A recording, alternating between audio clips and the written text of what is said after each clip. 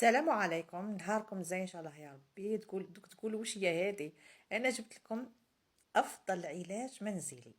العلاج هذا للسعال، التهابات الحلق.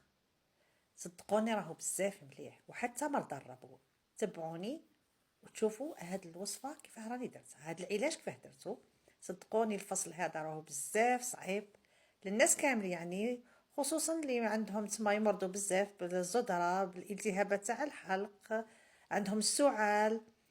تبعوني للاخر وتشوفوا العلاج هذا ينفعكم ان شاء الله يا ربي. نجيبوا حباتينا نقسموها على زوج، هاكم شتوني كيف قسمتها. نحيو هذا الوسط تاع التينه لنص حبه برك، النص الاخر ما نقيسوش. نص حبه نحيو لها الوسط هذا. شوفوا هاني قاعده نحي فيه وطيشوه بيان سور. شوفوا العلاج هذا مكوناته واش هي. نص حباتينا نقسموها على زوج. هذا النص كركم، كل تعرفوا الكركم والفوائد تاعو، الملح والعسل الحرة، يعني من المستحسن يكون عسل حرة. هادو هما المكونات، مكونات بسيطة جدا. نحكموا النص حبة تاع التينة هذاك اللي نحينا النص تاعو، نشعلوا عليه النار دليلة ونحطوا له نص مغرفة ملح صغيرة. انني حطيت قل على النص تاع المغرفة تاع الملح، نتوما كيما تحبوا تحطوا نص مغرفة، تحبوا تحطوا ربع. على بالكم الملح راهو مفيد جدا، الغرغره تاع الحلق تعود ملتهبه نحطوه في الماء دافي وديروا به غرغره في الحلق، راهو مفيد جدا.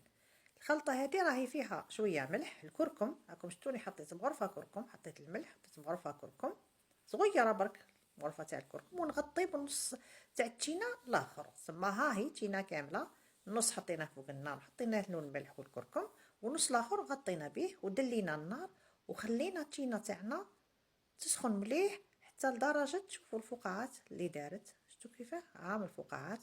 المهم النار تاعكم تكون دليلة خلاص. شوفوا الفقاعات، راكم تشوفوا الفقاعات، مع لو جو تاع التينه راهو قاعد يغلي. قدامكم شفتوا كيفاه المنظر يهبل. صدقوني المنظر رائع. نحيو نص حبه هذه تاع التينه بعد ما خلاص سي بون راهي خرجت لو جو تاعها كامل. نحطوا العسل، نجيبوا العسل الحره. هاكم تشوفوا انني حطيت نص مغرفه تاع القهوه. نتوما تحبوا تحطوا مغرفه كامله حطوا مغرفه كامله، ما كانش مشكل. العسل راهي مفيده جدا. صدقوني هذا العلاج راهو بتجربه، انني جربته. انا الفصل هذا راهو ياثر فيا بزاف، فصل الشتاء ياثر فيا بزاف. هذا العلاج راهو رائع رائع. تينا كيما قلت لكم، نقول لكم نص البرتقاله، احنا نقولوا التينه. نص البرتقاله راهي سخونه كانت تغلي، تحطوا عليها العسل راهو يدوب خلاص خلاص.